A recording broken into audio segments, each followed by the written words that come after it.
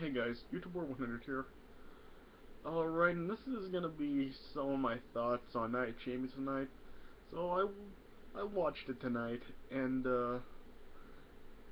I have some things to say about some of the matches. Just not really that they were bad, just there was just some really odd booking on the show. I mean, yeah, and I'm just gonna like go through some of these matches and talk about some of the like weird booking on the show. Alright. So, yeah, first off, we just pretty much had a couple of people that lost the titles at SummerSlam regain them tonight. Yeah, both The Miz and AJ won the matches for the Intercontinental and Divas title, so they regained the titles that they lost at SummerSlam. And I'm just like, what was the point of them losing the titles at SummerSlam in the first place? I mean, The Miz losing the Intercontinental Championship to Dolph Ziggler at SummerSlam, and then he just regains it here.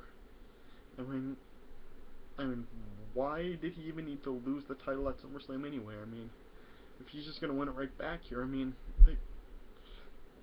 pretty much ever since Dolph Ziggler won the title, I mean, there hasn't really been anything that has really advanced the storyline at all.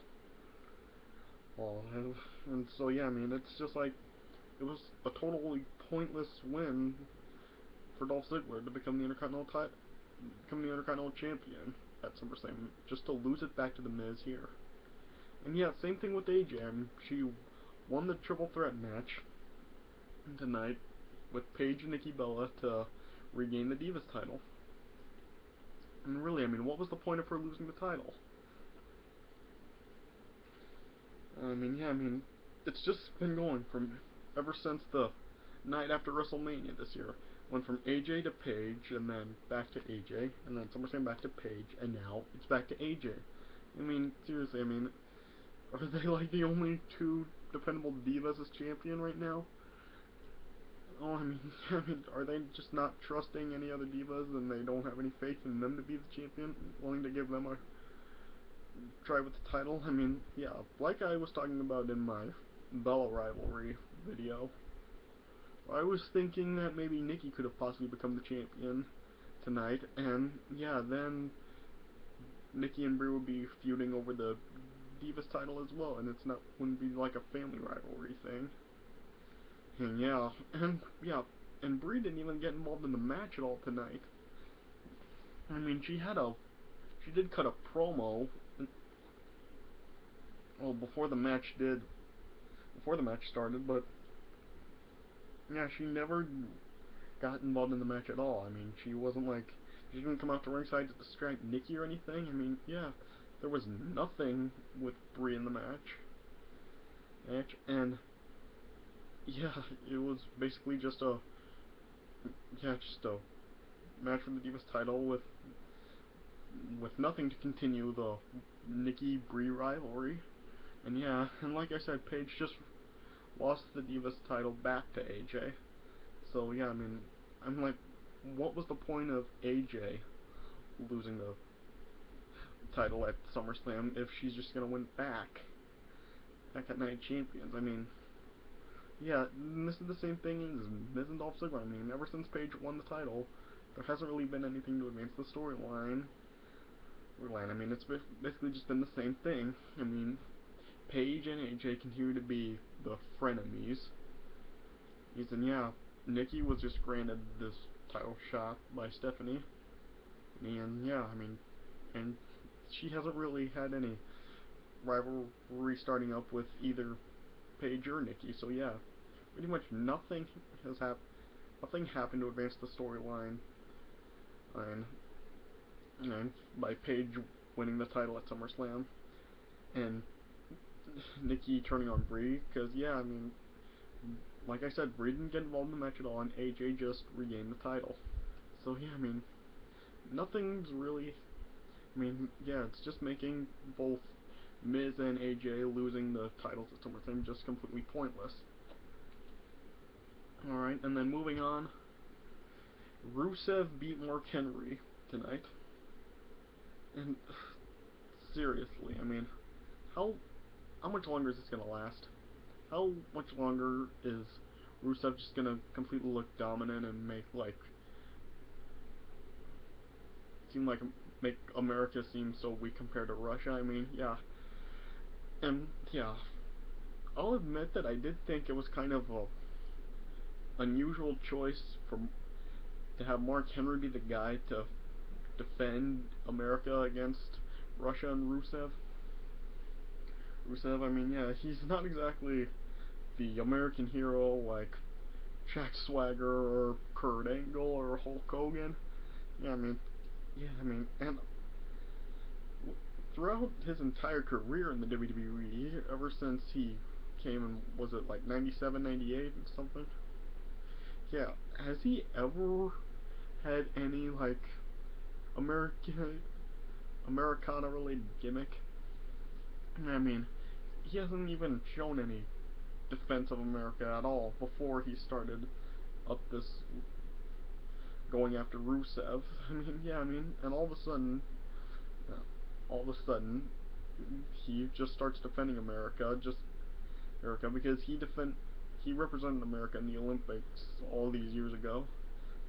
Oh, but yeah, I mean, this is the first time that he's ever had defended America or anything. Yeah, I mean, yeah, it kind of feels like the only reason that they chose Mark Henry to do this is to actually make it seem like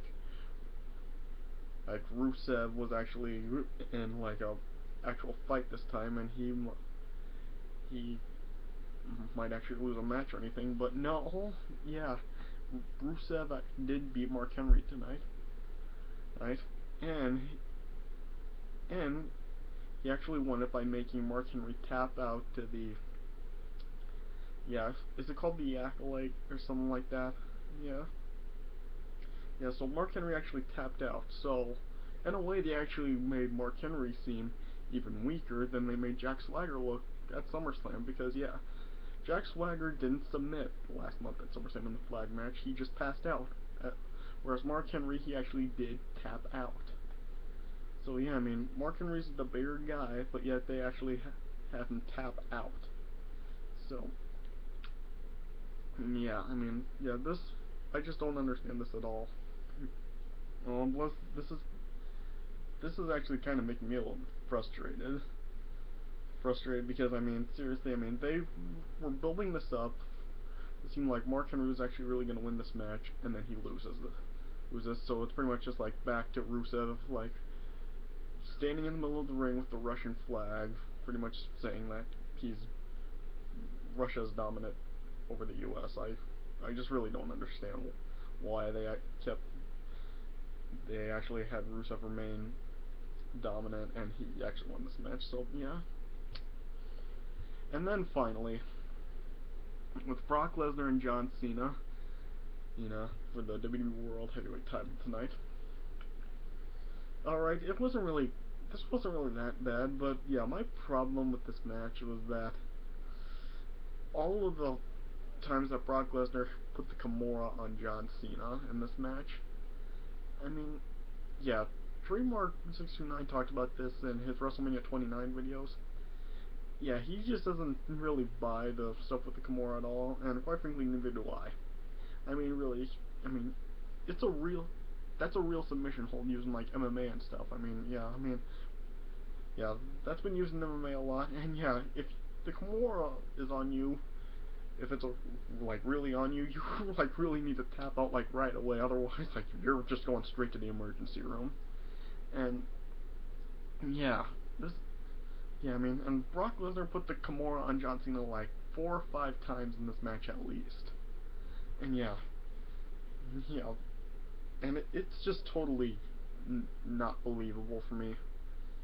Yeah, I mean, seriously, I mean, yeah, it's just really never believable at all to me when Brock Lesnar has the Kimura on anyone, like he did with Triple H and Shawn Michaels a couple years ago when he broke their arms. Yeah, I mean, yeah, it really wouldn't take as long as it did to break their arms. I mean, it would just like snap in like maybe 5 seconds or something. So, yeah, just the stuff with the Kimura is not really believable. Well, especially since like Brock Lesnar had it on like at least 4 or 5 times in the match. Yeah, I mean, and John Cena's arm didn't snap. I mean, it's just so not believable. I mean, really, John Cena's arm, it should have like snapped at least 3 times.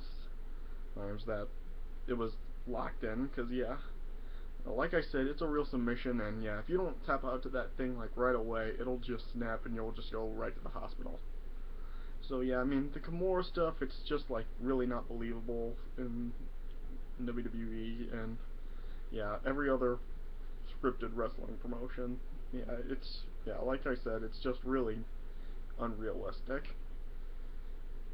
Yeah, and yeah, I guess also I'll talk about the ending of this match where Seth Rollins came and cost John Cena the match by getting Lesnar disqualified John after he hit John Cena with the Money in the briefcase. And yeah, Seth Rollins was gonna cash in Money in the Bank, but John Cena stopped him. So yeah, it looks like John Cena might now be going after Seth Rollins, and it will probably be like something like Seth Rollins and Kane against Dean Ambrose and John Cena, because yeah, Dean Ambrose also did return tonight.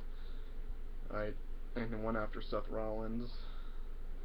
So yeah, it'll probably be like something like that, where it's like the Authority against Dean Ambrose and John Cena maybe. So yeah, we'll just see what happens with that. But yeah, that's just my thoughts on some of the odd booking on the show. So yeah, you can let me know what you think about you thought about Night Champions, or if you had any problems with the booking in the comments. So yeah, thanks for watching, and I'll see you guys later.